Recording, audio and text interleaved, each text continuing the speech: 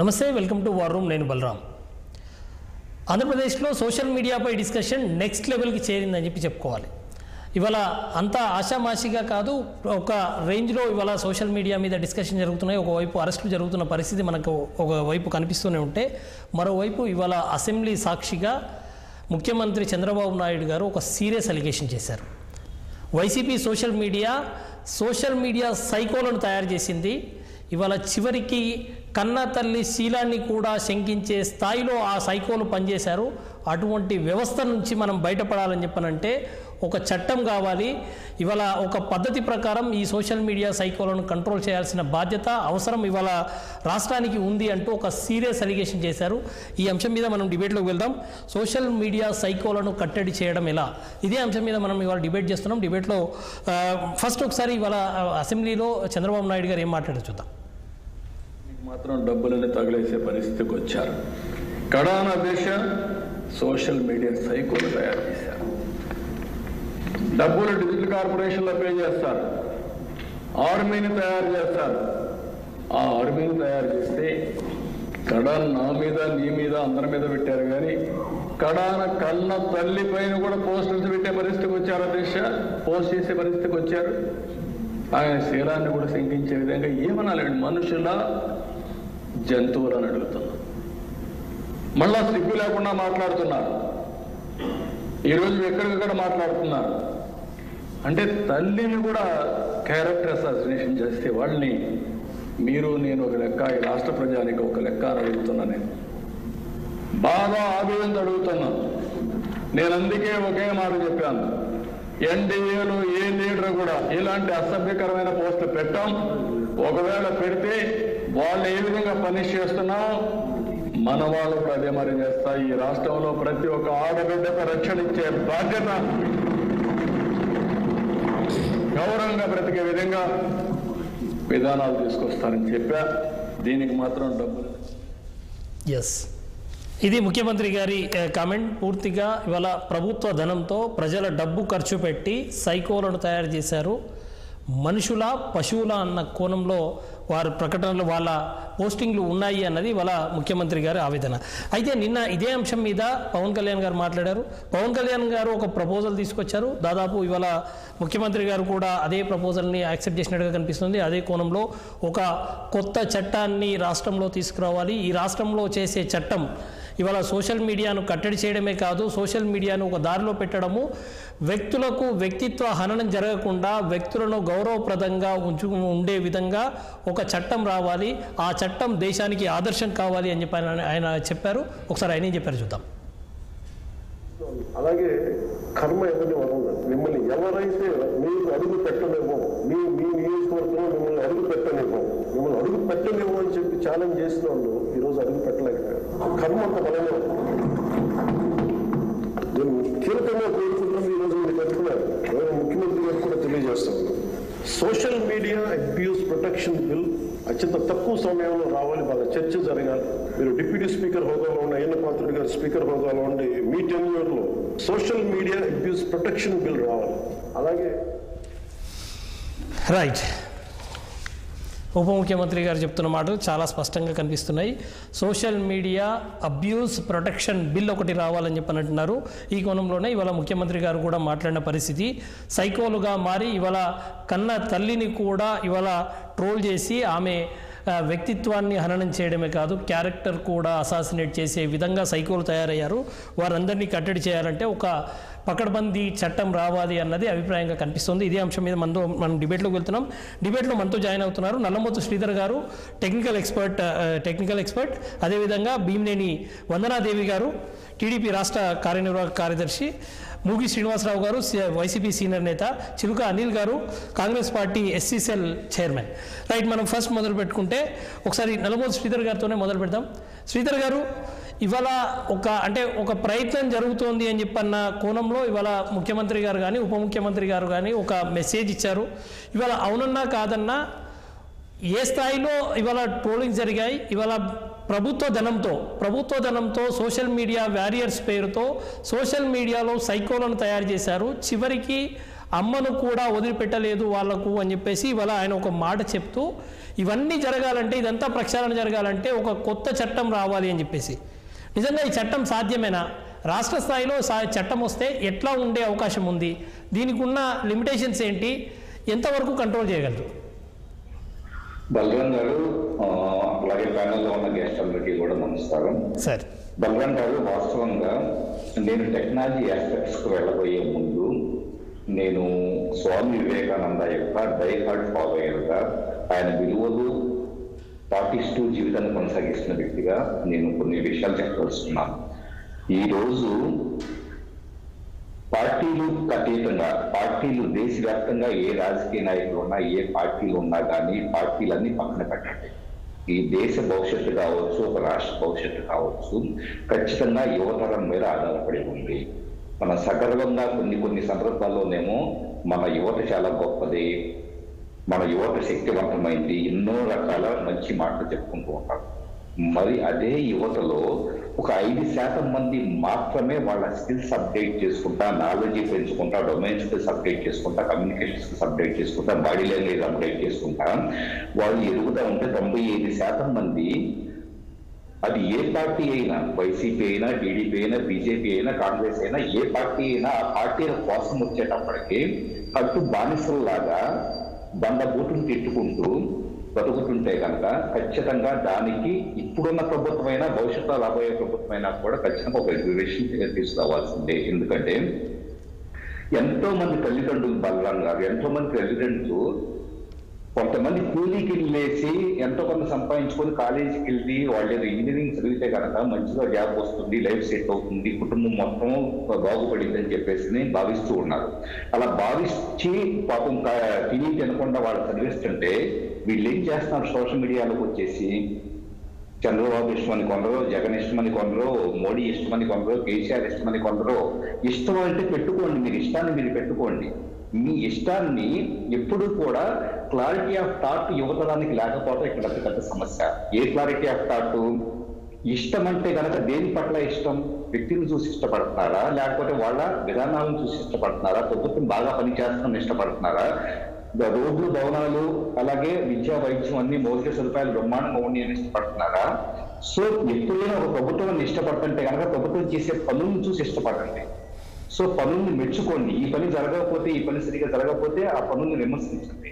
అంతే తప్పి నాయకుల్ని వెళ్ళేసేసి ఇలా ట్రోలింగ్లు చేసుకుంటా, టెక్నాలజీ ఉంది కదా మనల్ని ఎవరో పట్టుకోలేరు, సోషల్ మీడియాలో ఇష్టం వచ్చినట్టు మాట్లాడుకుంటాం, కామెంట్ చేసుకుంటాం, ఎవరన్నా కానీ నోరు తీసి మాట్లాడితే కనుక ఇంకా రెండోసారి వాళ్ళు నోరు తెరవకుండా వాళ్ళు నోరు ముగించేలాగా పండ పూర్తి తింటాము.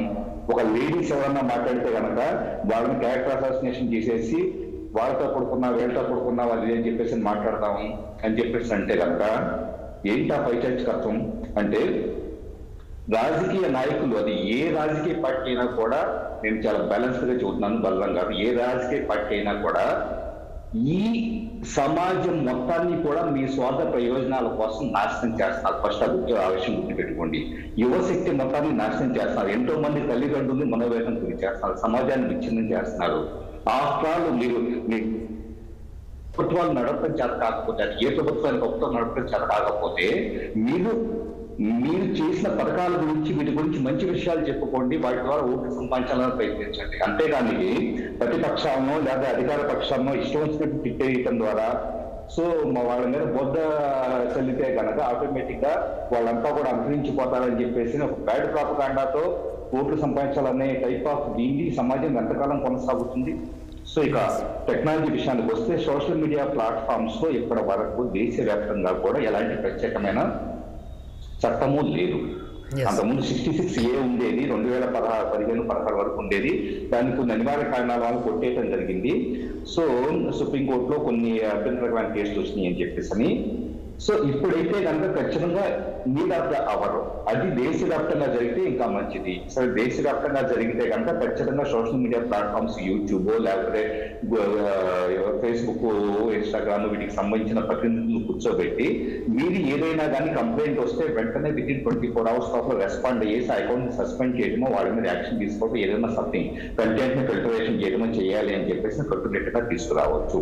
కానీ ఇప్పటికేమవుతుందంటే దురదృష్టవశాత్తు దేశవ్యాప్తంగా ఇది అప్లై అయ్యి లేకపోవటం వలన సోషల్ మీడియా ప్లాట్ఫామ్స్ కి ఎవరన్నా ఎక్స్ అనే వ్యక్తి ఒక తప్పుడు పోస్ట్ పెట్టాడు అనుకోండి, అతని పోస్ట్, అతని అకౌంట్ మీద యాక్షన్ తీసుకోవడానికి ఫేస్బుక్ లెటర్ రాస్తే వాళ్ళు 1 month 2 months కూడా రెస్పాండ్ కావట్లేదు. అంత దారుణమైన పరిస్థితిలో ఉంది. అంటే టెక్నాలజీ కంపెనీస్ వచ్చేటప్పుడు ప్రాపర్గా రెస్పాండ్ కావట్లేదు. సో అప్పుడు ఏం చేయగలగాలి? ఒకటే, స్థానికంగా ఇప్పుడు తీసుకురావాల్సిన చట్టం ఏదైతే ఉంటుందో అది ఈ ప్రభుత్వం ఉన్న భవిష్యత్తులో వైసీపీ ప్రభుత్వం వచ్చినా కూడా మీరు పార్టీలకు అతీతంగా దాన్ని ఎగ్జిక్యూట్ చేయాలంటే కనుక ఎవరు పోస్ట్ పెట్టినా కూడా, వైసీపీ వాళ్ళు పెట్టినా, టీడీపీ వాళ్ళు పెట్టినా, బీజేపీ వాళ్ళు పెట్టినా, ఇంకెవరన్నా పెట్టినా కూడా అభ్యంతరకరమైన భావజాలం పదజాలం ఉంటే కనుక ప్రొయాక్టివ్ గా ఎవరన్నా కానీ యాక్షన్ తీసుకొని దాని మీద చర్య తీసుకునే విధంగా పార్టీలకు అతీతంగా జరిగితే కనుక అది చాలా కాలం పాటు మనగలుగుతుంది. లేకపోతే ఎవరికి వాళ్ళు ఏంటంటే కేసు పెట్టినప్పుడు మా పార్టీ వాళ్ళని ఇచ్చేసారు, ఇంకొకళ్ళు చేశారు అని చెప్పేసి రాజకీయ విమర్శలు తీసుకుంటా పోతే కనుక త్వరలోనే డైల్యూట్ అయిపోతుంది. సో చట్టం అయితే అవసరం, కానీ ఇక్కడ ఏమవుతుందంటే కంటెంట్ రిమూవ్ చేయడానికి ఫేస్బుక్ను ఇలాంటి వాళ్ళని ఆశ్రయిస్తున్న అవకాశం ఇక్కడ చాలా తక్కువ ఉంటుంది. డైరెక్ట్ గా వచ్చేటప్పటికే చట్టపరంగా ఈ చట్టం ఎందుకు తీసుకురావాలనుకుంటున్నారంటే ఈ సంస్థలను వచ్చేటప్పటికే నియంత్రించడం అనేది ఇండియాలో పాలసీ లేదు కాబట్టి కనీసం ప్రభుత్వ పరంగా అయినా కూడా ఒక బ్యాలెన్స్ మెకానిజం తీసుకొచ్చి పోస్ట్ అనేది దృష్టికి వచ్చి కంప్లైంట్ వస్తే కనుక యాక్షన్ తీసుకునే మెకానిజం తీసుకురావాలన్న దానికోసం చట్ట రూపాన్ని తీసుకురావడానికి ప్రయత్నిస్తూ ఉన్నారు. అది ఖచ్చితంగా వెల్కమ్ చేయదగిందే. ఎందుకంటే ఈరోజు వైసీపీకి అది కష్టంగా అనిపించవచ్చు, లేకపోతే ఇంకో పార్టీ కష్టంగా అనిపించవచ్చు, రేపు టీడీపీ వాళ్ళు కూడా కష్టంగా ఉంటుంది వాళ్ళ అధికారం పోతే కనుక. కానీ ఒక మంచి సమాజం కోసం మాత్రం ఖచ్చితంగా ఇలాంటి రెగ్యులేషన్ అంత కొంత అవసరం అయితే ఉంది. Yes sir, right. చాలా విషయాలకు కొంత క్లారిటీ ఇచ్చారు. అంటే వాస్తవంగా అసలు రాష్ట్ర స్థాయిలో ఈ చట్టాలు నిలబడతాయా లేదా అన్న కొంత డౌట్ కూడా ఉండింది. మీరు ఆ క్లారిటీ ఇచ్చారు. నిజంగా కూడా జాతీయ స్థాయిలో వస్తే ఇంకా బెటర్. ఎందుకంటే మనకు ఒక సందేహం ఏముంటుందంటే ఇప్పుడు రాష్ట్ర స్థాయిలో ఇప్పుడు మనం ఆంధ్రప్రదేశ్కి చట్టం తీసుకొచ్చారు. ఆ వ్యక్తి కరెక్ట్గా కృష్ణా జిల్లా దాటి కోదాడ ఆ ఏరియాకి ఎంటర్ అయిపోయి వాడు అక్కడ ఏదో ఒక పోస్ట్ పెట్టాడు. మళ్ళీ అది రాష్ట్ర స్థాయి దాటిపోయింది, మళ్ళీ అది ఆ చట్టము అక్కడ పరిధిలోకి రాదు అని చెప్పానంటే మళ్ళీ వాడు ఎస్కేప్ అవ్వడానికి అవకాశం ఉంటుంది. అక్కడెక్కడో కర్ణాటక పోతాడు, అక్కడెక్కడో తమిళనాడు పోతాడు. ఈ రకంగా తప్పించుకోవడానికి అవకాశం ఉంటుంది. సరే, మీరు అన్నట్టుగా అది జాతీయ స్థాయిలో వస్తేనే ఇంకా బెటర్ ఉంది. But what ever it is, ఎంతో కొద్దో గొప్ప ఒక చేయడానికి అవకాశం ఉంటుంది అని చెప్పన్నారు. కానీ దీని రూపురేఖలు ఎట్లా ఉంటే బాగుంటుంది అన్నది మీరు ఏమన్నా క్విక్గా చెప్తే. ఇప్పుడు మీరు అన్నట్లుగా ఐపీ అడ్రస్ బేస్డ్ గా నడవదు సార్. మీరు అన్నట్లుగా ఐపీ అడ్రస్ నుంచి ఇప్పుడు అతను VPN వాడేసి ఇండియాలో ఉండి US లో ఉన్నట్టు పోస్ట్ పెట్టారా, ఇవన్నీ నడవదు. ఇక్కడ కేవలం ఆధార్ కార్డుని బేస్ చేసుకున్న ఐడెంటిటీ.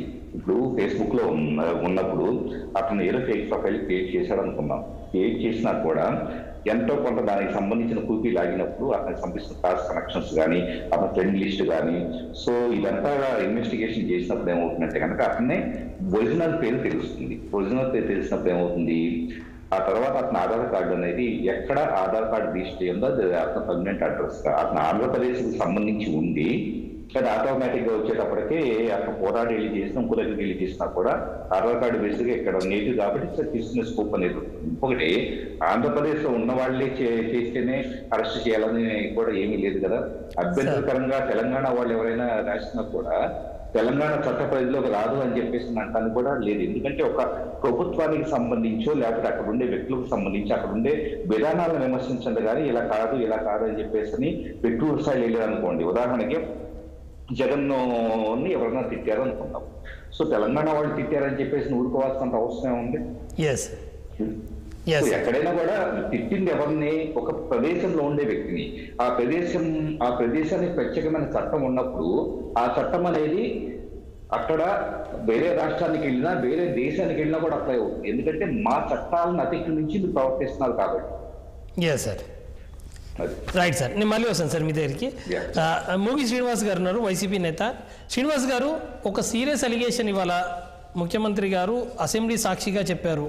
ఇవాళ మీరు అధికారంలో ఉన్నప్పుడు ప్రజాధనాన్ని ఉపయోగించి సోషల్ మీడియా సైకోలను తయారు చేశారు. చివరికి కన్న తల్లి శీలాన్ని కూడా శంకించే విధంగా పోస్టులు పెట్టారు అన్నది మీ మీద ఉన్న అలిగేషన్. ప్యానెల్లో ఉన్న వాళ్ళందరికీ కూడా నమస్కారం. 6 TV ప్రేక్షకులకి నమస్కారం సార్. యాక్చువల్లీ ఏంటంటే ఈరోజు జరుగుతున్నటువంటి చర్చ చాలా అత్యంత కీలకమైన చర్చగా నేనైతే భావిస్తున్నాను. సార్ ఇక్కడ వైఎస్ఆర్సీపీ పార్టీని మాత్రమే ఒక బూచిలా చూపించి కేవలం వైఎస్ఆర్సీపీ వాళ్ళు మాత్రమే ఇలా చేస్తున్నారు అనడం అనేది సత్యదూరమైనటువంటి మాట.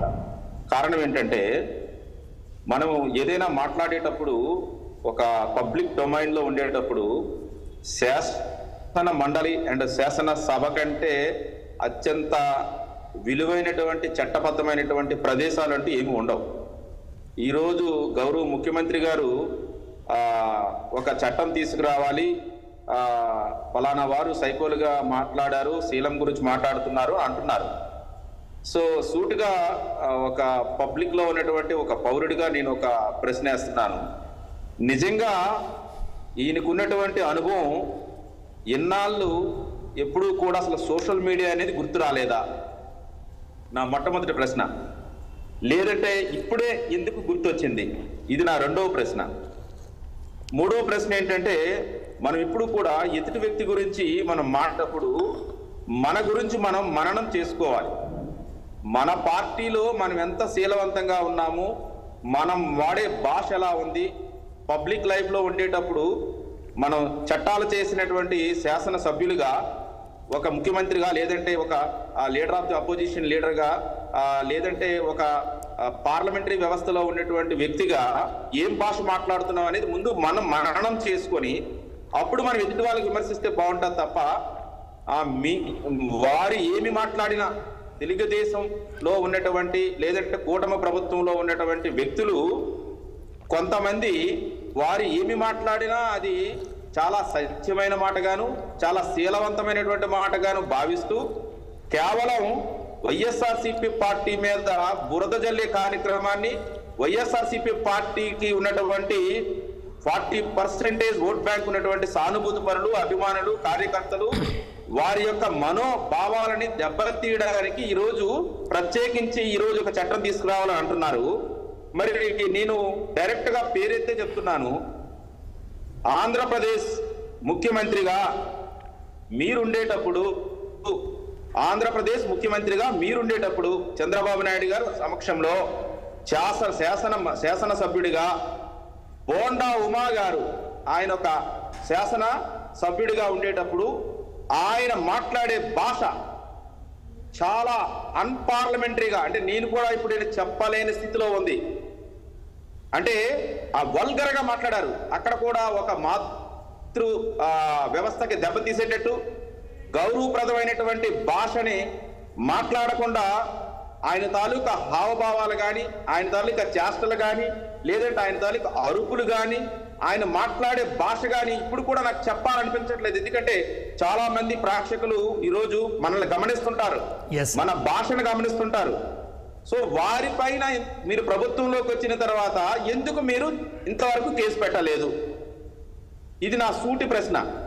ఇంకొకటి, చాలా మంది సోషల్ మీడియా అనేది కేవలం వైఎస్ఆర్సీపీ పార్టీకే ఉందా, లేదంటే తెలుగుదేశం పార్టీకి ఇతర పార్టీలకు కూడా ఉన్నాయా లేదో తెలుసుకోవాలి.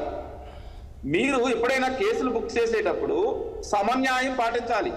ఏంటా సమన్యాయం అంటే అది వైసీపీ వాళ్ళైనా, టీడీపీ వాళ్ళైనా, జనసేన వాళ్ళైనా, ఏ ఒక్కరైనా సరే అన్పార్లమెంటరీగా పబ్లిక్ డొమైన్ లో మాట్లాడేటప్పుడు ఖచ్చితంగా అందరిపైన కేసులు పెట్టాలి. కానీ కేవలం వైఎస్ఆర్సీపీ కార్యకర్తల్ని, వైఎస్ఆర్సీపీ సోషల్ మీడియాలో ఉన్నటువంటి అభిమానులు మాత్రమే మీరు కేసులు పెట్టి ఈరోజు ప్రత్యేకించి చట్టం తీసుకురావాలనుకుంటున్నారంటే ఇది ఖచ్చితంగా నీతివంతమైనటువంటి మాట కాదని మేమైతే చెప్తున్నాం. ఈరోజు చంద్రబాబు నాయుడు గారు ఏదైతే మాట్లాడుతున్నారో అది కేవలం వైఎస్ఆర్సీపీకే వర్తించదు, తెలుగుదేశం పార్టీకి వర్తిస్తుంది, అలానే ఇతర పార్టీలకు కూడా వర్తిస్తుంది.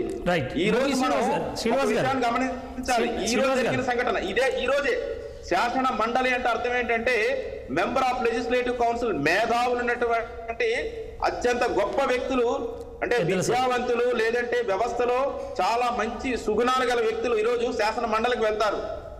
ఒక వ్యక్తి ఈరోజు వైఎస్ఆర్సీపీ పార్టీ నుండి ఒక మహిళ, ఎమ్మెల్సీగా ఉన్నటువంటి మహిళ తన అభిప్రాయాన్ని తెలియపరుస్తుంటే సుమారు ఒక 10 నుంచి 15 మంది అక్కడ ఉన్నటువంటి స్పీకర్ గారు కనీసం లెక్క చేయకుండా అరుపులు అరుస్తూ కేకలు చేస్తూ, అంటే సమాధానం చెప్పడానికి ప్రతి ఒక్కరికి ఒక అవకాశం ఇస్తారు, మధ్యలో చొరబడి ఎస్ సార్. ఆపి 10 మంది ఒకే వ్యక్తి మీద దాడి చేయడం అనేది ఇది ఎంతవరకు కరెక్ట్? ఇది ఈ మధ్యనే మన ఆంధ్రప్రదేశ్ హైకోర్టు కూడా సుప్రీంకోర్టు కూడా కొన్ని రకాలైనటువంటి తీర్పులు ఇచ్చింది. ఏంటి ఇచ్చిందంటే సోషల్ మీడియాను కట్టడి చేయడం అనేది అంత సింపుల్ గా జరిగేది కాదు. ఇప్పుడు మన టెక్నికల్ అడ్వైజర్ మనకి చెప్పినట్టు చాలా సున్నితమైన అంశాలు చాలా జాగ్రత్తగా పరిశీలించి ఎక్కడైతే జరిగిందో ఎవరి వల్ల అయితే జరిగిందో వారికి ఖచ్చితంగా పనిష్మెంట్ ఇవ్వాలి, కేసులు పెట్టాలి. కానీ మీరు ప్రభుత్వంలో ఇది మొదటిసారి వచ్చినట్టు, ఇప్పుడే సోషల్ మీడియా మొదలైనట్టు, మీరేది మాట్లాడలేనట్టు, అసలు మీకు సోషల్ మీడియాలో కార్యకర్త అందరూ కూడా తెల్లవారు లెగిస్తే ఏదో భాగవతము రామాయణం చెప్తున్నట్టు మీరు అనేది ఇది చాలా సత్యదూరమైన మాట. ఇక్కడ వైఎస్ఆర్సీపీ పార్టీని మాత్రమే ఈ రోజు మీరు లక్ష్యంగా పెట్టుకొని వైఎస్ఆర్సీపీ కార్యకర్తల్ని, వైఎస్ఆర్సీపీ అనుచరుల్ని, వైఎస్ఆర్సీపీ అభిమానుల్ని పూర్తిగా ఏంటంటే భయభ్రాంతులు చేయడానికి చేస్తున్న చట్టంగా మేమైతే భావిస్తున్నాం. రైట్ శ్రీనివాస్ గారు, మీకు జస్ట్ క్లారిఫికేషన్ కోసము ముఖ్యమంత్రి గారు మాట్లాడుతున్నప్పుడు ఇంకో మాట చెప్పారు. ఎన్డీఏ పక్షాలు కూడా ఎవరిని అవమానపరిచే విధంగా పోస్టులు పెట్టొద్దు, ఎవరైనా పెడితే ఇప్పుడు వైసీపీ వారి మీద ఎటువంటి చర్యలు తీసుకుంటున్నామో ఖచ్చితంగా వారి మీద తీసుకుంటామని ఇప్పుడు మీకు ప్లే చేసిన బయటలో కూడా ఉంది. మీరు అది ఫాలో అయినట్లు. సార్ మీరు ఇప్పుడు మనం గౌరవ ముఖ్యమంత్రి గారు ఏదైతే పారో ఆ చెప్పినది కేవలము ఈ రోజు నుంచి వర్తిస్తుందా?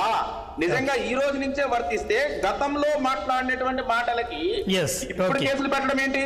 నేనేమంటానంటే మీరు ప్రభుత్వంలో ఉండొచ్చు లేకపోవచ్చు, ఈ రోజు వైఎస్ఆర్సీపీ ప్రభుత్వంలో ఉండొచ్చు లేకపోవచ్చు, ప్రభుత్వాలు ఏదైనప్పటికీ కూడా వ్యవస్థలు అనేవి ఎప్పుడు కూడా పర్మనెంట్ గా ఉంటాయి. గత 5 సంవత్సరాల కిందట జరిగినటువంటి సంఘటనలో అప్పుడు ప్రభుత్వాలు పట్టించుకోలేనప్పుడు పోలీస్ స్టేషన్లు పట్టించుకోలేదా అని అడుగుతున్నాం.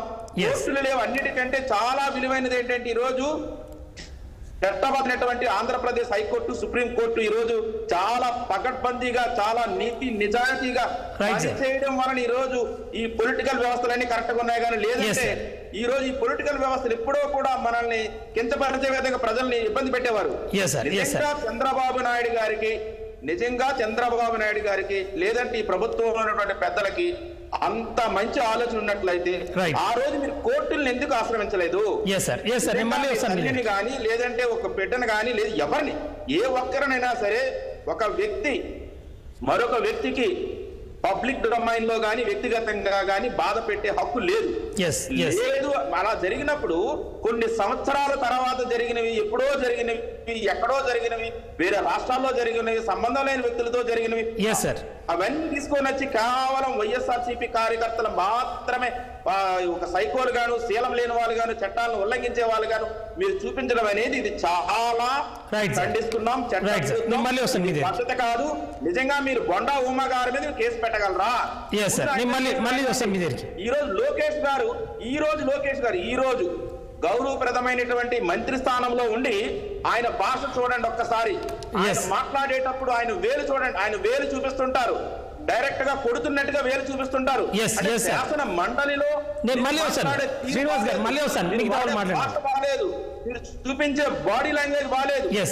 మీ పైన మీరు కేసులు పెట్టుకొని మీ కార్యకర్తల్లో ఎవరైనా తప్పు చేస్తే వాళ్ళకి కూడా కేసులు పెట్టి అప్పుడు పక్క పార్టీ వాళ్ళకి కూడా కేసులు పెట్టినట్లయితే స్వాగతిస్తాం. రైట్ సార్, మళ్ళీ వస్తాను మీ దగ్గరికి. ఒక్క నిమిషము అనిల్ గారు. ఓకే అనిల్ గారు, ఇవాళ జరిగిన పరిణామాలు మీరు అంటే యాక్చువల్గా కాంగ్రెస్ పార్టీ రిప్రజెంట్ చేస్తున్నారు. ఇవాళ ముఖ్యమంత్రి గారు ఎవరిని ఉద్దేశించి అన్నారు ఏం సంగతి అని చూస్తే మీరు అసలు ఎట్లా చూస్తున్నారు ఇదంతా? ముందుగా ప్యానెల్లో పాల్గొన్న సభ్యులందరికీ కూడా గుడ్ ఈవినింగ్.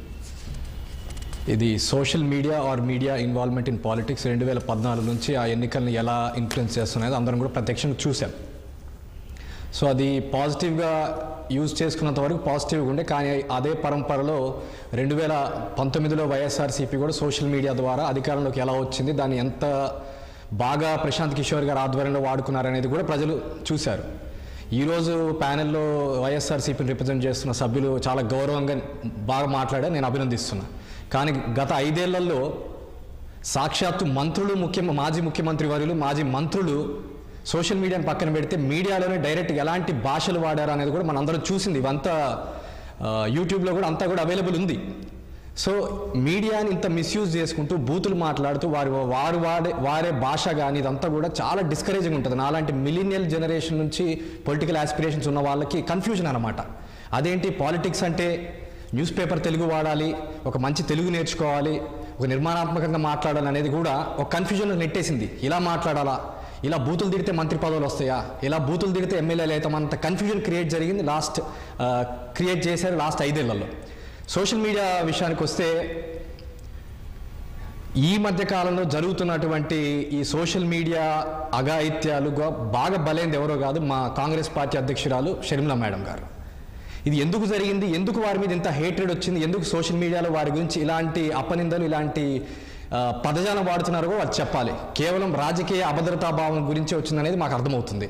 రానున్న రోజుల్లో వైఎస్ఆర్సీపీని రిప్లేస్ చేసేది కాంగ్రెస్ పార్టీ అని అభద్రతాభావమా, లేకపోతే ఏంటి? మేము మీకు పోటీ కానప్పుడు మా మేడం గారిని అంత పరుష పదజాలంతో అలాంటి భాష వాడి అలాంటి నిందించాల్సిన పని మీకు అవసరం ఏంటి? ఈరోజు షర్మిలా మేడం గారు రాజకీయాల్లోకి వచ్చిన దానికి మీరు ఏ రాజకీయ ఆస్పిరేషన్స్తో వచ్చారో, ఆంధ్రప్రదేశ్ రాష్ట్రానికి ఎందుకు ముఖ్యమంత్రి అవ్వాలనుకున్నారో అదే ఆస్పిరేషన్స్తో కూడా మేడం వచ్చారు. మీతో కలిసి పనిచేశారు. మీ పార్టీ కోసం 3500 కిలోమీటర్ల పాదయాత్ర చేసి మిమ్మల్ని ముఖ్యమంత్రి చేసే ప్రయత్నంలో ఉన్నప్పుడు మీకు మంచి అనిపించింది.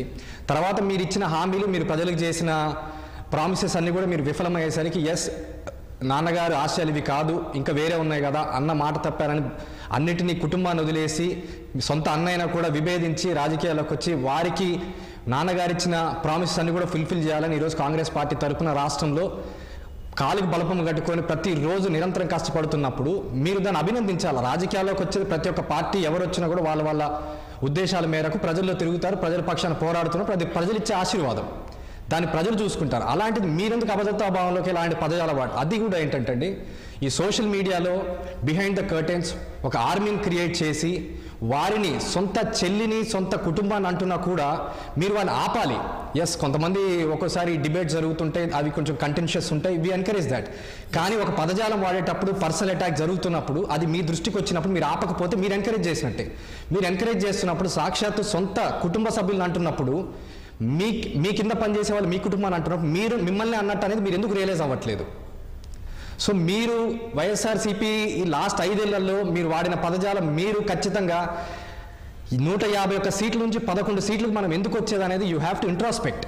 ఎందుకు వచ్చామనేది కాకుండా మళ్ళీ అదే పరంపరలో ఇప్పుడు కూడా మీరు మళ్ళీ ముందుకొచ్చి మీడియా ముందుకు వచ్చి మభ్యపట్టి ఎందుకు ఓడిపోయిందో మాకు అర్థం కావట్లేదు అంటే మీరు ఇంట్రాస్పెక్ట్ చేసుకోండి. మళ్ళీ మీరు అదే సలహాదారులు కాబట్టి కొత్త సలహాదారులు పెట్టుకొని ఒకసారి మీరు కూర్చోండి, ఎందుకు ఇలా అయింది, మనం ఎక్కడ నష్టపోయి 150 సీట్ల నుంచి 11 సీట్లు ఇచ్చారంటే దాని అర్థం ఏంటి అనేది మీరు ఇంట్రాస్పెక్ట్ చేసుకుని పబ్లిక్లోకి వచ్చి అప్పుడు అంశాల మీద పోరాడండి. మీరు ఏం ఇంట్రాస్పెక్ట్ చేసుకోండి. ఇప్పుడు రావడం ఎస్ టీడీపీ పార్టీ మేము కూడా విమర్శించాము, షర్మిలా మేడం గారు కూడా విమర్శించారు. మీరు పథకాలు చాలా అనౌన్స్ చేశారు, రాష్ట్ర బడ్జెట్ గురించి మీకు ముందు తెలియదా? Yes, constructive criticism important. తర్వాత వాళ్ళు ప్రభుత్వం నుంచి ఏం సమాధానం చెప్తారని ఓకే, అలానే మీరు కూడా చేయండి. కానీ మీరు ఏమీ లేకుండా కాంగ్రెస్ పార్టీ వచ్చింది, నిర్మాణం జరుగుతుంది, షర్మిలా మేడం ఆధ్వర్యంలో గుణాత్మకమైన మార్పులు చేస్తుంది, కొత్త లీడర్షిప్ క్యాడర్ స్థాయి నుంచి బిల్డప్ చేసుకుంటాం. మీకు మేడం గారు ఏమడ్డు? ఎందుకు బూతులు తిట్టాల్సినంత అవసరత మీకు అడ్డుగా ఉన్నప్పుడు రాజకీయంగా విమర్శించండి, అంశాన్ని పట్టుకుని విమర్శించండి. ఈరోజు మీరు ఈ సంస్కృతి చేస్తూ ఉంటే రానున్న రోజుల్లో యువత దీన్ని ఎలా ఎగ్జాంపుల్ తీసుకోవాలని మీరు ఒకసారి ఆలోచన చేసుకోవాలి. అనిల్ గారు ఇక్కడ షర్మిల గారిని సరే కొంత చేసినప్పటికీ విజయమ్మ గారి విషయంలో మేము కాదు అని చెప్పి గతంలో పదే చాలా సందర్భాల్లో వైఎస్ఆర్సీపీ క్లారిటీ ఇచ్చింది, చెప్పే ప్రయత్నం చేసింది, ఎక్స్ప్లెనేషన్ ఇచ్చే ప్రయత్నం చేసింది. మీరు స్టిల్ మీరు వాళ్ళను నమ్మలేదా? వైసీపీ అలా చేయలేదు అని చెప్పేసి సోషల్ మీడియాలో నమ్మలేదు ఏంటంటే వాళ్ళే క్లియర్గా మనకు కనిపిస్తున్నాయి అన్నట్టు కనిపిస్తున్నాయి, ప్రూఫ్ చూపిస్తున్నారు. ఈ రోజున ప్రభుత్వంలో ముఖ్యమంత్రి వారు ముందుగానే ఈ రోజు ముఖ్యమంత్రి వర్యులు కానీ ఉప ముఖ్యమంత్రి వర్యులు కానీ ఈరోజు తీసుకొచ్చిన లా అని బియాండ్ ద పార్టీస్ మేము ఎంకరేజ్ చేస్తున్నాం, ఇన్వైట్ చేస్తున్నాం, వీ వెల్కమ్ ఇట్. సో అలాంటివి ఖచ్చితంగా కావాలి. వ్యక్తిగతంగా వాళ్ళని దూషించడము, సొంత తల్లిని సొంత చెల్లిని కూడా అంటున్నా కూడా మీరు రెగ్యులేట్ చేయలేదంటే మాత్రం అది you have to talk for your self. Me personality చూపిస్తుంది ఇది అన్నదాని ప్రూఫ్స్ ఉన్నాయి. ఇంకోటి మేము కూడా ఈ రోజున్న ప్రభుత్వానికి ముఖ్యమంత్రి వర్యులకి ఏం చెప్తున్నామంటే బియాండ్ ద పార్టీస్, అది మీ పార్టీ కానీ వైఎస్ఆర్సీపీ పార్టీ కానీ మా పార్టీ కానీ ఎవరన్నా కూడా ఒక లిమిట్ దాటి వాడే పదజాలం కానీ లేకపోతే వ్యక్తిగత హననం చేస్తున్నప్పుడు ఖచ్చితంగా అందరినీ శిక్షించాలి, కఠినమైన లాస్ తీసుకురావాలి, ఒక ఫ్యాక్చువల్ చెక్ పెట్టుకోవాలి. ఈ పరంపర ఇప్పటి నుంచే కాదండి, 2014లో ఎలక్షన్ ప్రాపగాండాలో జవహర్లాల్ నెహ్రూ గారి ఒక పిక్చర్ తీసుకొని దాన్ని మార్ఫ్ చేసి ఇంకో విధంగా దాన్ని వక్రీకరించి చేసిన అక్కడ మొదలైన పరంపర ఈ రోజు మొన్న 2019 ఎలక్షన్ వైఎస్ఆర్సీపీ ఎంత బాగా వాడుకున్నారు, మొన్న 2024 ఎలక్షన్ కూడా ఎంత బాగా వాడుకున్నారని చూసాం. కానీ అది పాజిటివ్ గా టర్న్ అవుట్ చేసుకుంటే we welcome it. But then ఇది వేరేలాగా వెళ్తుంది. వందనాదేవి గారు అందరికీ మీరే సమాధానం చెప్పాలి. అంటే వైసీపీ నుంచి ప్రధానంగా వచ్చింది ఏంటంటే, ఇప్పుడు సరే ముఖ్యమంత్రి గారు హుందాగానే ఒక కమెంట్ చేశారు ఇవాళ మాట్లాడుతున్నప్పుడు, ఈ చట్టము ఎవరికి చుట్టం కాదు, ఖచ్చితంగా ఎవరైనా ఆ మహిళలను అవమానపరిచే విధంగా లేకపోతే అవతలి వ్యక్తుల వ్యక్తిత్వాన్ని హననం చేసే విధంగా ఎవరైనా కామెంట్ చేస్తే శిక్షలు ఉంటాయి, అది సమానంగా ఉంటాయి, ఈవెన్ ఎన్డీఏ నుంచి ఎవరైనా చేసినా కూడా. మరి అటువంటిప్పుడు వైసీపీ వాళ్ళు అడుగుతుంది ఏంటంటే, మీరు గతంలో కేసులు అని చెప్పి అన్ని తోడుతున్నారు, ఓన్లీ వైసీపీ వాళ్ళ మీద కేసులు పెడుతున్నారు, మరి టీడీపీ మీద లేకపోతే జనసేన వాళ్ళకి సంబంధించి మిగతా వాళ్ళ మీద ఎందుకు పెట్టట్లేదు అన్న క్వశ్చన్ కూడా మీకు వస్తుంది. సార్ నమస్తే అండి, 6TV వాళ్ళకి నమస్తే అండి, ప్యానెల్లో ఉన్న అందరికీ కూడా నమస్కారం అండి. మేడం, ఇప్పటి వరకు సోదరులంతా మాట్లాడింది విన్నాను. అయితే ఇప్పుడు ఈరోజు చంద్రబాబు నాయుడు గారు అసెంబ్లీలో మాట్లాడిన విషయానికి వస్తే, ఆయన ఏ పార్టీకి సంబంధించిన వాళ్ళు అనేది మాత్రం ప్రస్తావన తీసుకురాలేదు. అన్ని పార్టీల వాళ్ళు ఎవరన్నా కానీ సోషల్ మీడియాలో మహిళలపై అసభ్యంగా ప్రవర్తిస్తే కనుక దానికి ఒక చట్టం తీసుకురావాలి. ఆ చట్టం తీసుకొస్తే తప్ప ఈ సోషల్ మీడియాని కట్టడి చెయ్యలేము అని చెప్పాడు. ఆ చెప్పే టైంలో తల్లిని కూడా కించపరిచే పరిస్థితి తీసుకొచ్చారు అనేది ఆ ప్రస్తావన తీసుకొచ్చారంటే, ఇప్పుడు మన సోదరుడు మాట్లాడాడు కాంగ్రెస్ పార్టీ నుంచి అనిల్ గారు, తల్లిని చెల్లినే కాకుండా మహిళలు ఈ రాష్ట్రంలో 2019 నుంచి 2024 వరకు సోషల్ మీడియాలో పోస్టులు కనుక మీరు పరిశీలిస్తే, మీరు ఛానల్ వాళ్ళు కూడా మీ దగ్గర అన్నీ ఉంటాయి, రికార్డ్స్ అన్నీ ఉంటాయి, మీరు కనుక పరిశీలిస్తే ఎవరెవరిని ఏమేం మాట్లాడారు, ఆ మాట్లాడిన వాళ్ళ మీద మేము అనేక సందర్భాల్లో తెలుగు మహిళలుగా కోర్టులకు వెళ్ళాం, చట్టపరంగా చర్యలు తీసుకోమని అనేక స్టేషన్లో కేసులు పెట్టాం. అయితే కోర్టులను కూడా ధిక్కరించి వాళ్ళను కూడా తిట్టినటువంటి పరిస్థితి మళ్ళా సోషల్ మీడియాలో. ఇది చాలా దారుణమైన విషయం. చంద్రబాబు నాయుడు గారికి ఇప్పుడే గుర్తొచ్చిందా అంటే, గత 5 సంవత్సరాల్లో సోషల్ మీడియాలో వికృతమైన చేష్టలు చేసిన వైసీపీ సోషల్ మీడియా అందరూ కూడా ఎప్పుడు కూడా అండి ఈ భారతదేశ చరిత్రలో, ఈ రాష్ట్ర చరిత్రలో ఎప్పుడూ జరగలాల. గతంలో రాజశేఖర్ రెడ్డి గారు ఉండగా కానీ, అంతకు ముందు కిరణ్ కుమార్ రెడ్డి గారు కానీ, రోసీ గారు కానీ అందరూ పరిపాలించేది. కానీ ఎవరి పరిపాలనలో కూడా ఇంత దారుణంగా ఇవాళ ఒక్కొక్కరిని ఆ సోషల్ మీడియా వాళ్ళని మాట్లాడిపిస్తా ఉంటే తీసుకొచ్చి అరెస్ట్ చేసి, ఆ సజ్జల భార్గవ్ ఒకడు, వర్రా రవీంద్రారెడ్డి ఒకడు, బోరుగడ్డ అనిల్ ఒకడు, అలాగే శ్రీరెడ్డి ఒకడు. శ్రీరెడ్డి అండి, ఆమె భాష, ఆమె లాంగ్వేజ్ ఎందుకు కట్టడి చేయలేదు మీరు? ఆమెను ఎందుకు కట్టడి చేయలేదని నేను అడుగుతా ఉన్నా. అలాగే ఇప్పుడు కొత్తగా అధికార ప్రతినిధిగా పెట్టారు ఒక ఆవిడని, శ్యామల అని. ఆర్జీవి వాడే భాష, సైకో సినిమా ఒకటి తీశాడు వ్యూహం అని. ఎంత దారుణంగా తీశారంటే ఎందుకు మీరు కట్టడి చేయలేదు? నిన్న పోసాని మురళీకృష్ణ గారు మన బిఆర్ నాయుడు గారు టీడీటీ చైర్మన్ గా చేశారు. ఆయన ఎన్నో సోషల్ యాక్టివిటీ కార్యక్రమాలు చేశారు, దైవ సంభూతమైన కార్యక్రమాలు చేశారు. ఆయన ఏదో గౌరవం ఇచ్చి ఆయనకు అవకాశం ఇచ్చారు. మీరు విమర్శించదలుచుకుంటే రాజకీయ విమర్శ చేయండి, వ్యక్తిగతంగా వాళ్ళని, వాళ్ళ ఫ్యామిలీని, వాళ్ళ మొత్తాన్ని తీసుకొచ్చి బయటికి అందరినీ క్యారెక్టర్ అనాలిసిస్ చేస్తా ఉంటే ఎంత దారుణంగా ఉందంటే, గత 5 సంవత్సరాలు మానసికంగా ఆడబిడ్డలు పడినటువంటి బాధ ఎప్పుడు రాజకీయాల్లో ఎప్పుడు పడలేదండి ఆ బాధ. అయితే సోషల్ మీడియాని పెంచి పోషించింది వైసీపీ అండి. ఈ వైసీపీ వాళ్ళు 750 కోట్ల రూపాయలు ఆ సోషల్ మీడియాకి ఖర్చు పెట్టి అనేక రకాలుగా వాళ్ళు చెప్తా ఉన్నారు. వర్రా రవీంద్రారెడ్డి, నన్ను వాడుకున్నారు, నాకు జీతం ఇచ్చారు, నన్ను ఇబ్బంది పెట్టొద్దు మీరు అని చెప్పి వాళ్ళు ఇలా అలా. అయితే ఇందాక మన వాళ్ళు అంటున్నారు బోండా ఉమా గారు అదే మాట్లాడారు అని చెప్పి. నేను ఒకటి అడుగుతా ఉన్నా అండి, కొడాలి నాని గారు అసెంబ్లీలో ఏం మాట్లాడారు? మీరు పోనీ చెప్పలేకపోయారు. నేను మహిళగా నేను చెప్తున్నా, చంద్రబాబు నాయుడు గారు ప్రతిపక్ష నాయకుడిగా అసెంబ్లీలో కూర్చొని ఉంటే వీడి ముక్కు చెవులు కోసేయాలి వీడిని. రోజా ఏం మాట్లాడిందండి? వీడు అసలు ప్రతిపక్ష నాయకుడేనా? వాడు వీడు వాడని ఒక గౌరవప్రదంగా ఉన్నటువంటి మాజీ ముఖ్యమంత్రిని ఆ రోజు అసెంబ్లీలో కూర్చొని ఉంటే ఇష్టం వచ్చినట్టు మాట్లాడితే మీరు ఎందుకు యాక్షన్ తీసుకోవాలా? వైసీపీ వాళ్ళు మీరు ఎందుకు యాక్షన్ తీసుకోవాలా అని నేను అడుగుతా ఉన్నానండి. ఇవాళ బోండా ఉమాన్ ఒక్కరిని తీసుకొస్తున్నారు. అంబటి రాంబాబు గారు ఏం మాట్లాడారు? ఎంత దారుణమైన పదాలు! అసలు ఏనాడైనా మాజీ సీఎం చంద్రబాబు నాయుడు గారని కానీ లోకేష్ గారని కానీ ఏనాడు వాళ్ళు సంబోధించారు. ఇప్పటికే మేము జగన్మోహన్ రెడ్డి గారే అంటాం. కానీ వాళ్ళు మాట్లాడిన భాషకి ఎంతమంది మీద మీరు యాక్షన్ తీసుకోవాలా? మీరు నందిగం సురేష్ గారు ఉన్నారు. నందిగం సురేష్ గారు ఏ భాష మాట్లాడేవాళ్ళు? ఆడపిల్లల్ని ఎంత దారుణంగా మాట్లాడారు. రోజా గారు అసెంబ్లీలో ఎంత దారుణంగా మాట్లాడారు. మహిళలు, తోటి మహిళలను కూడా బాడీ లాంగ్వేజ్ చూపించి కూడా అంత అసభ్యకరంగా మాట్లాడిన రోజా గారి మీద మీరు ఏం యాక్షన్ తీసుకున్నారు?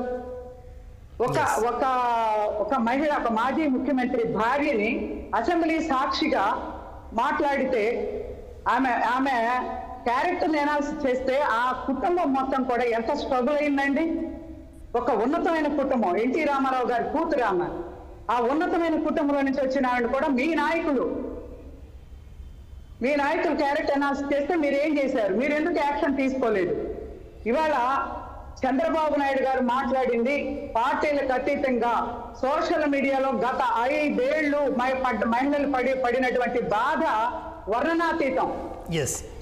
అమరావతి రాజధాని మహిళల్ని రాజధాని ఉద్యమంలో పాల్గొంటున్నారని మీ వైసీపీ పార్టీ చుట్టుపట్టుకొని ఈడ్చి పొత్తి కడుపులో గర్భిణీ స్త్రీలను కూడా తన్నించి పోలీసుల చేత లాఠీ చార్జీ చేయించి ఇబ్బంది పెట్టినటువంటి పరిస్థితి మీ వైసీపీ నాయకులు. మీరు ఎందుకు చర్యలు తీసుకోవాలా? చట్టపరమైన చర్యలు ఆ రోజు పోలీసుల మీద ఎందుకు తీసుకోవాలా? మహిళల్ని గౌరవించండి అని మీరు ఎందుకు చెప్పలా? మీరు కానీ మీ సీఎం గారు కానీ ఇవాళ మహిళలు ఇన్ని రకాలుగా ఇబ్బందులు పడతా ఉంటాయి. ఒక రకంగా 5 ఏళ్లు మహిళలకు రక్షణ లేదండి.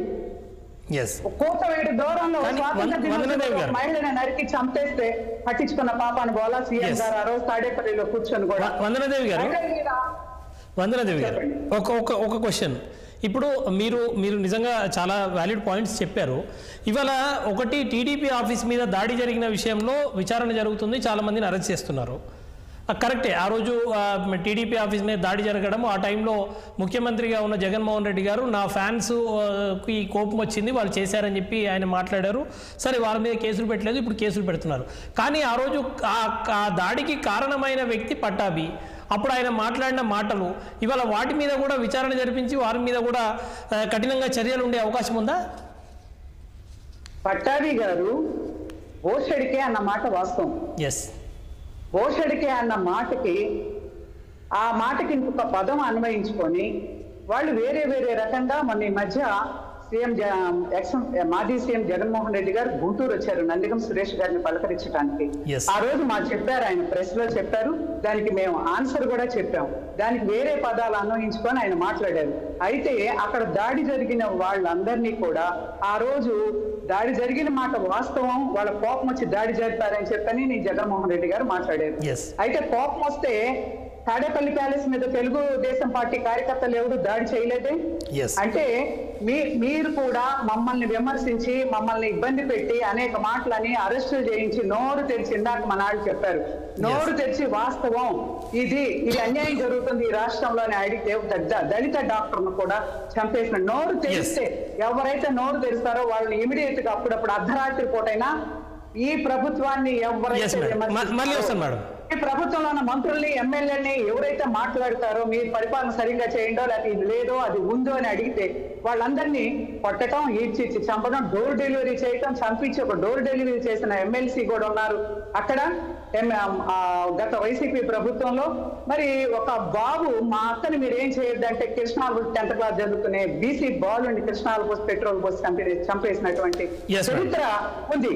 దీన్ని ఘోరాలు జరిగాయి. ఒకటి చెప్తున్నా వినండి, నేను ఇవాళ అందరినీ అనడం ఒక భాగం, అది కూడా సోషల్ మీడియాని పెంచి పోషించింది ఖచ్చితంగా వైసీపీ వేల కోట్ల రూపాయలు దానికి ఖర్చు పెట్టి. రెండో పాయింట్, తల్లి చెల్లి విజయమ్మ గారు పామట కొంగు పట్టుకొని నా బిడ్డని మీరు గెలిపించండి అని చెప్పి 2019లో ప్రచారం చేసింది. ఇందాక మన సోదరుడు అన్నారు అనిల్, 3500 కిలోమీటర్లు జగనన్న బాణం అని చెప్పి ప్రచారం చేసింది షర్మిల. కానీ తెలుగుదేశం పార్టీ వాళ్ళు ఎవ్వరూ కూడా జగన్మోహన్ రెడ్డి గారి తల్లిని కానీ చెల్లిని కానీ భార్యని కానీ ఏనాడు కూడా నోరెత్తి అసెంబ్లీలో కూడా ఎక్కడా కూడా వాళ్ళు ఎన్ని మాటలు మాట్లాడుతున్నా తిరిగి రివర్స్ గా ఎప్పుడూ మాట్లాడలేదు. వాళ్ళిద్దరూ కూడా నీకు ఉపయోగపడ్డారు. నీ వివేకానంద రెడ్డి కూతురు, నీ బాబాయ్ కూతురు ఆమెని, వీళ్ళ ముగ్గురిని కూడా అండి ఎప్పుడైతే షర్మిల గారు కాంగ్రెస్ పార్టీ పెట్టిన దగ్గర నుంచి ఈ రోజు కూడా తోడ బుట్టిందని కానీ, వైఎస్ రాజశేఖర రెడ్డి గారి కుమార్తెని కానీ, వైఎస్ రాజశేఖర రెడ్డి గారి భార్యని కానీ ఏనాడు వాళ్ళు చూడలేదు. పైగా వైఎస్ రాజశేఖర రెడ్డి గారికి షర్మిల పుట్టలేదని కూడా చెప్పారండి. ఇంత దారుణమైన పదాలు వాడి వైసీపీ వాళ్ళు ఇవాళ మేము అట్లా కాదు, మేము ఇట్లా కాదు, యాక్షన్ తీసుకోండి. వీళ్ళందరి మీద మీరు ఎందుకు యాక్షన్ తీసుకోవాలి ఇప్పుడు కూడా మాట్లాడుతున్నారు. షర్మిల గారి మీద ఇప్పుడు కూడా కట్టుకున్న చీర మీద కూడా నిజంగా ఆఖరికి కట్టుకున్న చీర మీద కూడా అనాలిసిస్ చేసి మాట్లాడుతున్నారండి. ఎన్ని కామెంట్లు పెట్టారండి, ఇన్నంత దారుణంగా సోషల్ మీడియాలో మాట్లాడుతున్నారండి. చివరికి వాళ్ళిద్దరు పరిస్థితి, వాళ్ళ ముగ్గురు పరిస్థితి ఎలా వచ్చిందంటే వాళ్ళకి రక్షణ లేని పరిస్థితి వచ్చింది. రైట్, మళ్ళీ వస్తాను మేడం మీ దగ్గరికి. రైట్, శ్రీధర్ మాట్లాడొచ్చా? ఒక్క నిమిషం, మళ్ళీ వస్తాను నేను శ్రీధర్ గారి దగ్గరికి పోయి మీ దగ్గరికి వస్తాను. శ్రీధర్ గారు అంటే యాక్చువల్లీ ఇప్పుడు మన కాంగ్రెస్ నుంచి అండ్ తెలుగుదేశం నుంచి అనేకమైనటువంటి ఆరోపణలు చేయడం జరిగింది. దానికి నేను ఒక వైసీపీగా నేను ఖచ్చితంగా వాటికి నేను టైం ఇస్తాను. ఒక్క నిమిషం శ్రీధర్ గారు కంప్లీట్ చేసి. ఇక్కడ కాంగ్రెస్ అనిల్ గారు ఒక మాట చెప్పారండి, ఏంటంటే 151 స్థానాల నుంచి 11 స్థానాలకి దిగిపోయారు, ఎందుకో తెలుసుకోవాలి అనుకుని అంటున్నారు. ఇది మేము ఒకటే చెప్తున్నామండి, ప్రపంచ దేశాల్లో చాలా మనకంటే బలమైనటువంటి దేశాలన్నీ కూడా ఈరోజు పేపర్ బ్యాలెట్ ని అనుమతిస్తున్నాయి. కానీ మన దగ్గర ఏం జరుగుతుంది? ఈవీఎంలో ఎలక్షన్ జరిగింది. మరి ఇదే చంద్రబాబు నాయుడు గారు ఈ ఎలక్షన్ కంటే ముందు ఆయన స్వయంగా ఒక మాట చెప్పారు, ఏంటంటే ఈవీఎంలను ట్యాంపరింగ్ చేయవచ్చు అని అన్నారు. దాన్ని బట్టి మరి ఎలాగా ఆ సీట్లు వచ్చాయనేది కూడా మాకు తెలియడం లేదు. మా విశాఖపట్నంలోనే తీసుకున్నట్లయితే కనీసం ముక్కు ముఖం తెలియని వాళ్ళు గెలవడం కాదు, 60,000 90,000 మెజార్టీతో గెలుస్తున్నారు. ఇంకొకటి సార్, మీరు 2019 మాట్లాడుంటే బాగుండేది. షర్మిల గారి గురించి 2019 గారి గురించి వినాలి, ఎందుకంటే ఇక్కడ చాలా చాలా బలమైనటువంటి ఆరోపణలు నోటుకొచ్చి మాట్లాడితే ఎవరు వినడానికి సిద్ధంగా లేరు. ఖచ్చితంగా ఖండిస్తాం, వివరణిస్తాం, పూర్తిగా ఆధారాలతో నిరూపిస్తాం. ఇక్కడ షర్మిల గారి గురించి తీసుకొచ్చారు. షర్మిల గారి గురించి, జగన్మోహన్ రెడ్డి గారి గురించి వచ్చినది కేవలము వారి యొక్క కుటుంబం సంబంధించినటువంటి మ్యాటర్ అండి. అది దాంట్లో విపరీతమైనటువంటి ఇంట్రెస్ట్ టీడీపీ వాళ్ళు లేదంటే కూటమి ప్రభుత్వంలో ఉన్న వాళ్ళు చూసేస్తున్నారు. మొన్నటి వరకు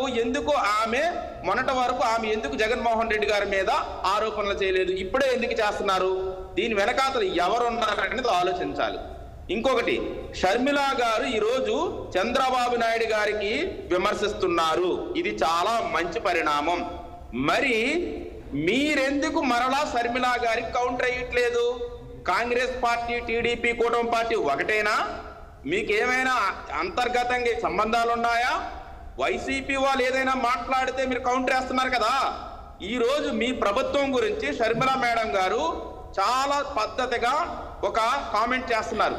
2-3 సార్లు కామెంట్ చేశారు. మీరు ఇచ్చినటువంటి మాటల్ని నెరవేర్చుకోలేదు, ఆర్టీసీ బస్సుని ఇవ్వలేకపోతున్నారు, మహిళలకి ఈ రోజు మీరు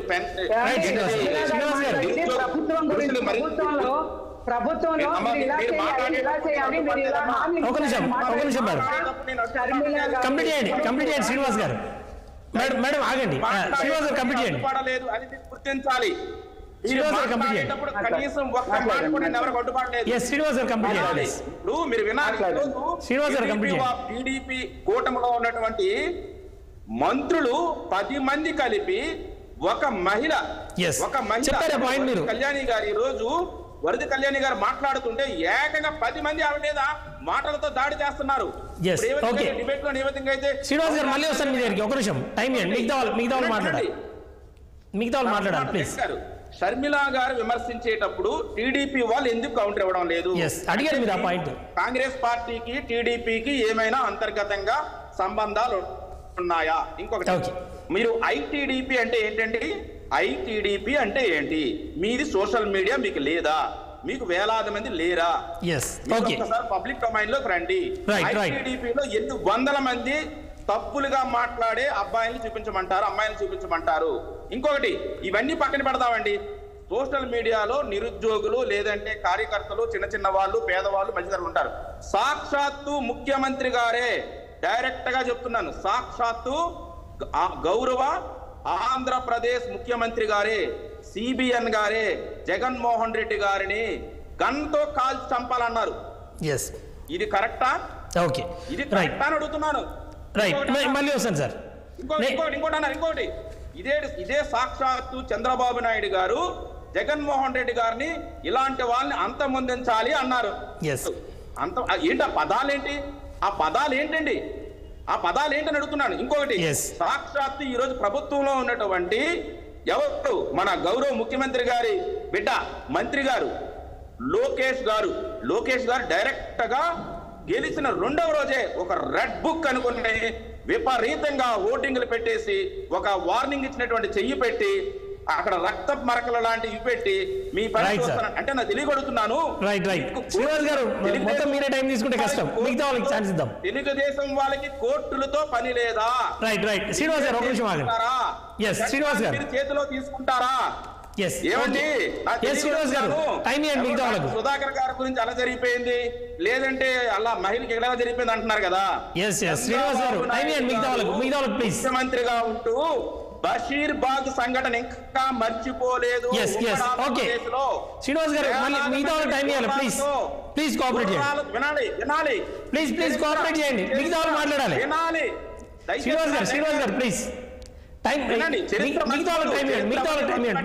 బషీర్ బాగ్ సంఘటనలో తుపాకుతో కాల్చి పెట్టలేదా? శ్రీనివాస్ గారు మిగతా టైం ఇవ్వండి ప్లీజ్. తొక్కించలేదా అని అడుగుతున్నాను. శ్రీనివాస్ గారు మిగతా టైం ఇవ్వండి ప్లీజ్. ఓకే, మనకు శ్రీధర్ గారు ఒక నిమిషం. శ్రీధర్ గారు ఇక్కడ మేడం గారిని లేకపోతే శ్రీనివాస్ గారు కానీ ఒక రైజ్ చేశారు. గతంలో జరిగిన కేసుల విషయంలో టీడీపీ వాళ్ళు కంప్లైంట్లు ఇచ్చినప్పుడు పోలీసులు పట్టించుకోలేదు, కోర్టుకు వెళ్ళారు, కోర్టు డైరెక్షన్లు వచ్చినాయి. కోర్టు డైరెక్షన్లు వచ్చినప్పుడు కొన్ని సందర్భాల్లో సోషల్ మీడియాలో అది వైసీపీ వాళ్ళు అనలేము, ఇప్పుడు అది ఇంకా ఇన్వెస్టిగేషన్లో ఉంది కనుక ఎవరో కానీ చివరికి జడ్జీలను కూడా కామెంట్ చేశారు.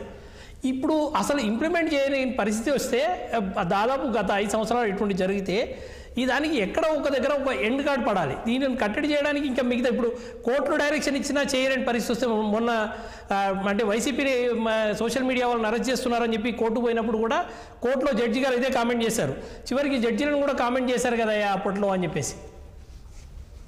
కరెక్టే సార్. ఇప్పుడు మీరు అన్నట్లుగా సరే పార్టీలు ఏమైనా కూడా ఎక్కడో సహా ప్రారంభం అయితే ఉండాలి కదా.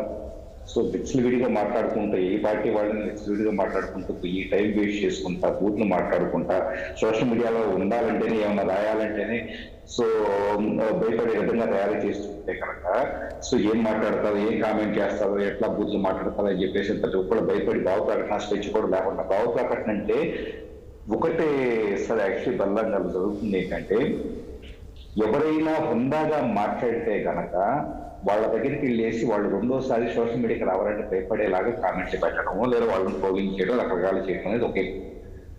సో ఇంకొక ఎత్తు వచ్చేటప్పటికి మేము మాత్రం బాగా ప్రకటన ఎంజాయ్ చేయాలని చెప్పేసిన విధంగా ఇష్టం వచ్చినట్టు ఎలా అయినా పోస్టులు పెట్టుకోవడం అనేది.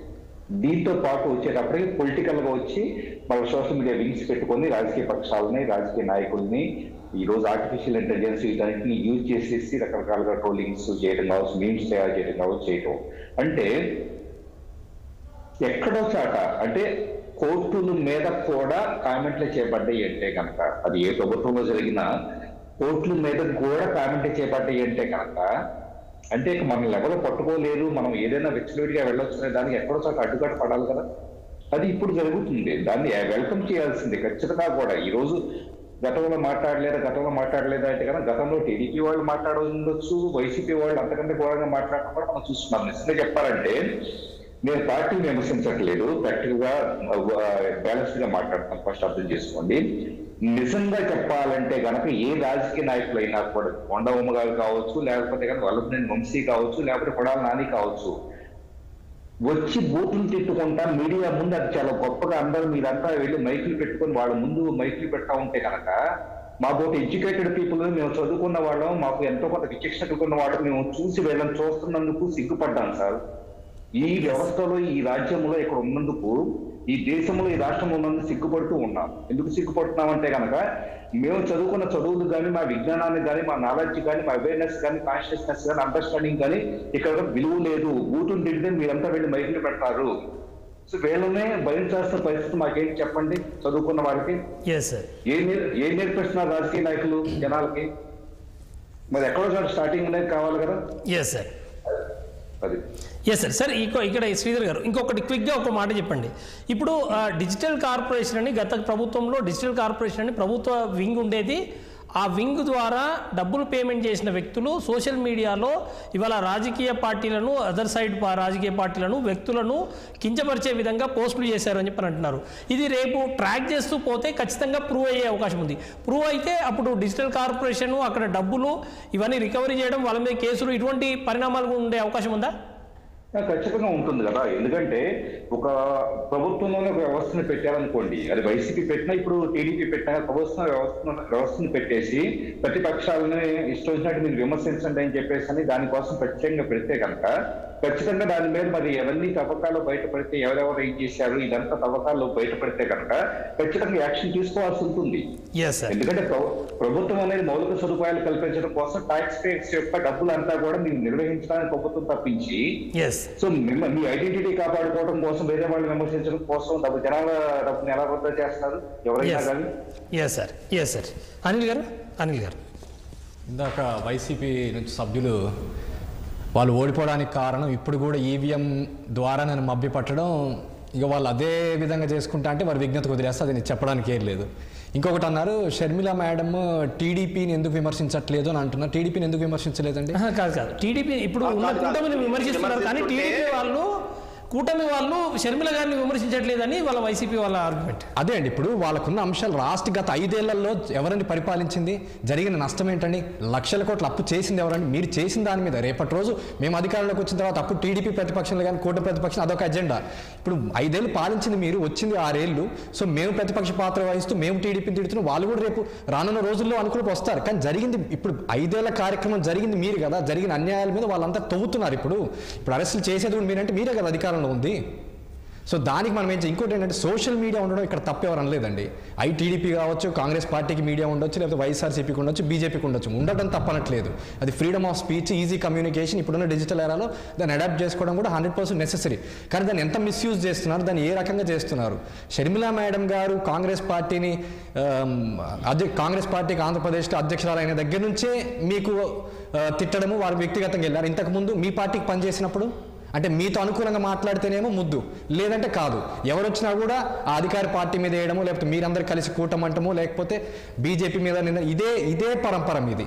సో మీకు అనుకూలంగా మాట్లాడినప్పుడు వెల్కమ్ చేయడం, లేకపోతే విమర్శించడం అనేది తగదు. కరెక్ట్ పాయింట్ పట్టుకుని పాయింట్ ఏది కరెక్ట్ అయితే కరెక్ట్ అని చెప్పండి, రాంగ్ అయితే రాంగ్ అండి. ప్రతిపక్ష పాత్ర వహించాలా.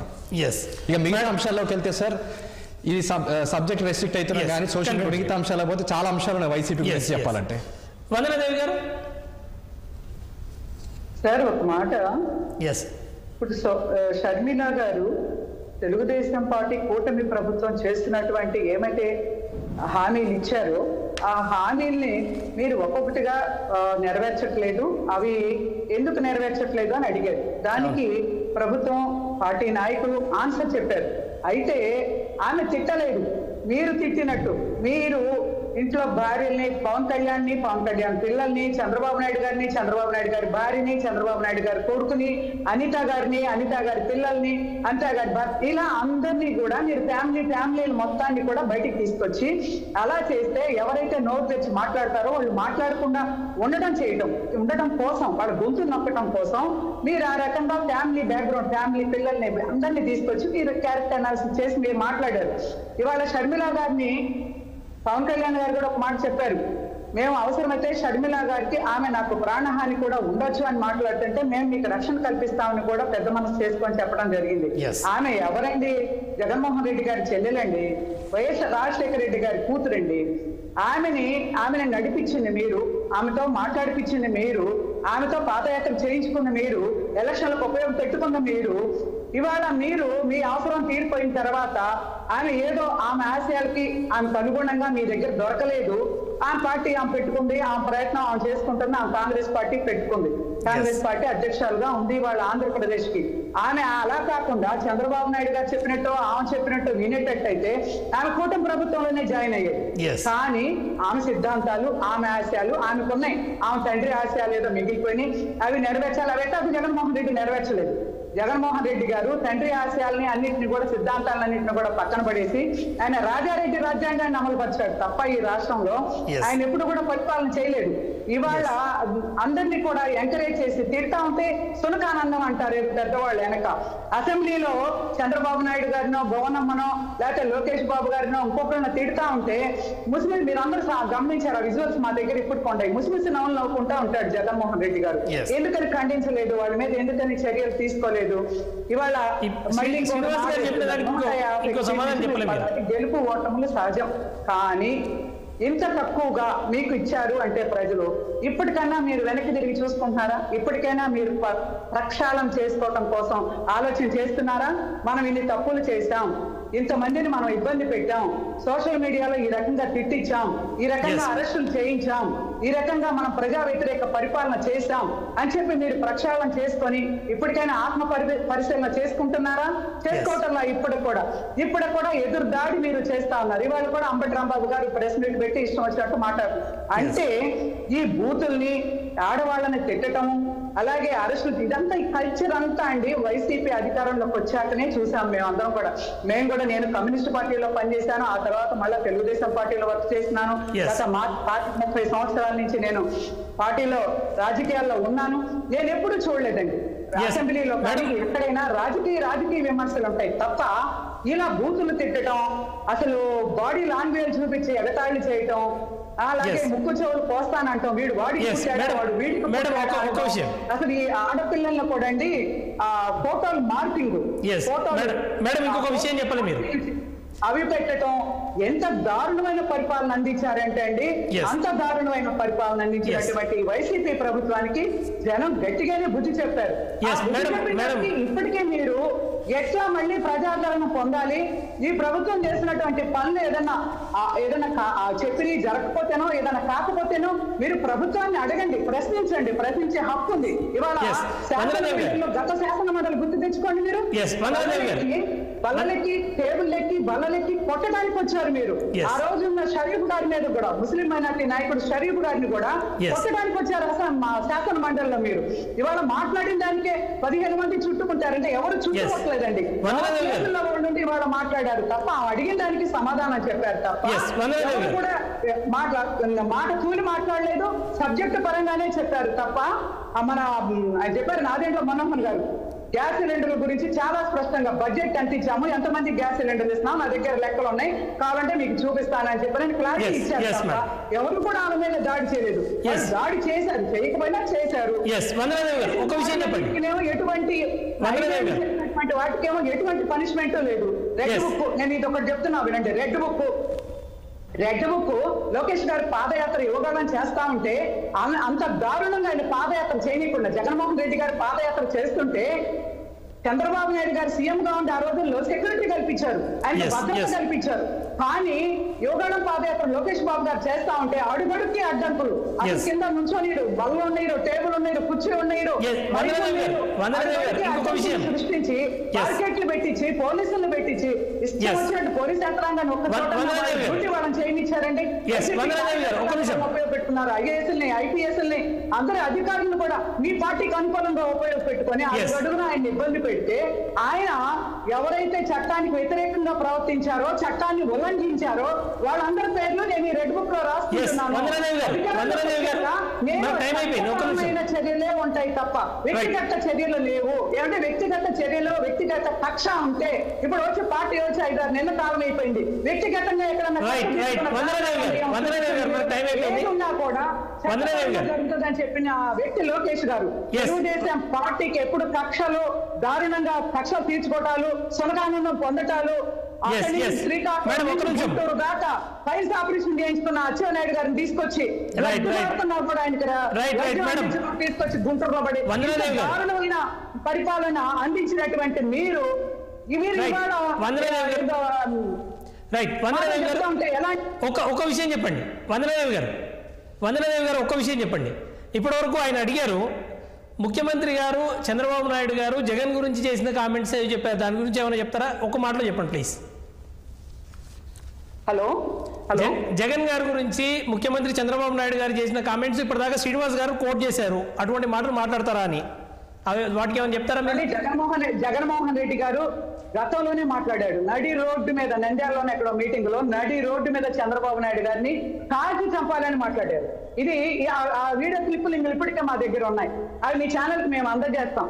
వాళ్ళు ఎవరెవరు ఏమేం మాట్లాడింది, జగన్మోహన్ రెడ్డి గారు ఏం మాట్లాడింది, సజ్జల్ గారు ఏం మాట్లాడింది, దేవినేని అవినాష్ ఏం మాట్లాడింది, కొడాలి నాని ఏం మాట్లాడింది, అలాగే అంబటి రాంబాబు గారు ఏం మాట్లాడింది, రోజా గారు ఏం మాట్లాడింది, వీళ్ళందరూ మాట్లాడి మనం ఒకసారి మీరు డిబేట్లు పెట్టినప్పుడు దానికి ఆన్సర్ చెప్పమనండి. మళ్ళీ మీ దగ్గరకు వస్తాను. ఒక్క నిమిషం. అనిల్ గారు ఒక మాటలో చెప్పాలి, మనం సబ్జెక్ట్ క్లోజ్ చేయాల్సి ఉంది. ఒక మాటలో చెప్పాలనుకుంటే ఏం చెప్తారు ఈ సబ్జెక్ట్ మీద?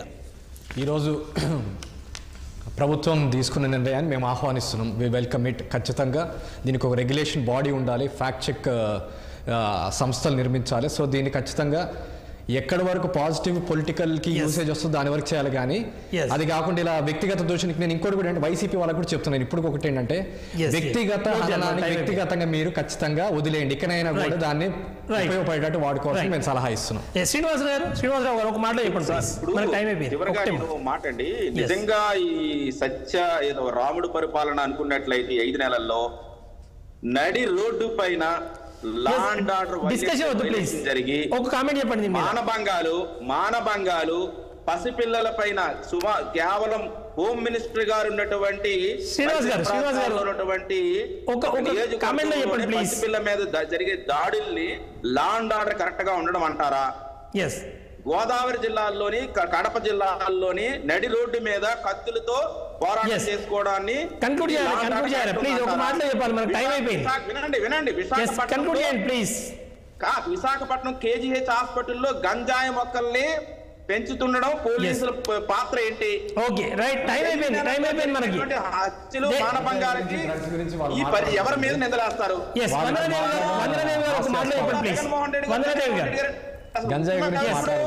జగన్మోహన్ రెడ్డి గారు, చంద్రబాబు నాయుడు గారు, శ్రీనివాస్ గారు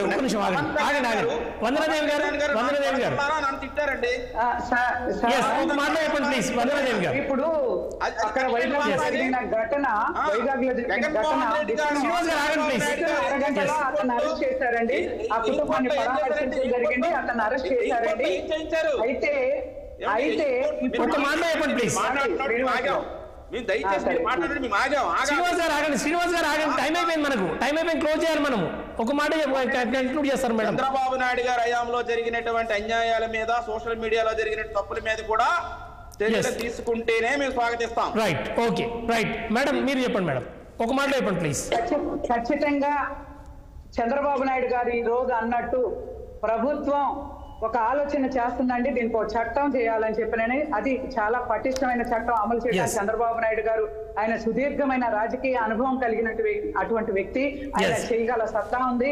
కాబట్టి ఈ రాష్ట్ర మహిళలకి, ముఖ్యంగా మహిళలకి రక్షణ కల్పించేటటువంటి ఆలోచనలో చంద్రబాబు నాయుడు గారు, ఉమ్మడి ప్రభుత్వం, కూటమి ప్రభుత్వం ఉందండి. వీళ్ళందరూ కూడా మోడీ గారు కానీ, పవన్ కళ్యాణ్ గారు కానీ, చంద్రబాబు నాయుడు గారు కానీ ఆలోచన చేసి సోషల్ మీడియాలో ఇలాంటి పోస్టులు పెట్టకుండా అనేది తీసుకురావడం జరుగుతుంది. దాన్ని అమలు చేయడం కూడా ప్రభుత్వంలోనే జరుగుతుందండి పటిష్టంగా. భవిష్యత్తులో ఎవరైనా ఆడపిల్లల మీద, ఎవరైనా సోషల్ మీడియాలో అసభ్యకరమైన పోస్టులు పెట్టాలి అంటే వెన్నులో వణుకు పుట్టేటట్టు ఉండాలి. అమలు కాని దిశ చట్టాన్ని, ఆచరణలో లేని చట్టాన్ని తీసుకొచ్చి దానికి తగలేసినటువంటి ప్రభుత్వం కాదండి. తెలుగుదేశం ఖచ్చితంగా ఆ చట్టాన్ని అమలు చేస్తారు, ఆ చట్టం తీసుకొస్తారు. ఆ ధైర్యం, ఆ నీతి, నిజాయితీ చంద్రబాబు నాయుడు గారికి, కూటమి ప్రభుత్వానికి. శ్రీధర్ గారు, సో యువత మహిళా శ్రేయస్ కోసం డెఫినెట్ గా ఇది ఒక మంచి ఆలోచన. ఖచ్చితంగా కూడా ఇది మంచిగా కొనసాగాలని మనస్ఫూర్తిగా కోరుకుంటున్నాను. Yes sir, thank you sir. డిబేట్లో పార్టిసిపేట్ చేసిన నల్లమోతు శ్రీధర్ గారు, వందనాదేవి గారు, మూవీ శ్రీనివాసరావు గారు, చిలుక అనిల్ గారు, అందరికీ ధన్యవాదాలు. ఏదేమైనా ఒక ప్రయత్నం మొదలైంది. ఇవాళ ఆంధ్రప్రదేశ్లో ఇవాళ సోషల్ మీడియా దారి తప్పుతున్న నేపథ్యంలో దారిలో పెట్టేందుకు ఒక ప్రయత్నం మొదలు పెడుతున్నట్టుగా కనిపిస్తోంది ప్రభుత్వం. అయితే గతంలో జరిగిన పరిణామాల మీద సమీక్షించుకుంటూనే భవిష్యత్తులో ఇటువంటి పరిణామాలు జరగకుండా ఉండేందుకు కట్టుదిట్టమైన ప్రయత్నం జరిగితే ఖచ్చితంగా మంచిదే. అయితే జాతీయ స్థాయిలో ఈ చట్టాలు వస్తే బాగుంటుంది. అయినప్పటికీ రాష్ట్రంలో ఖచ్చితంగా ఉండడం అవసరం.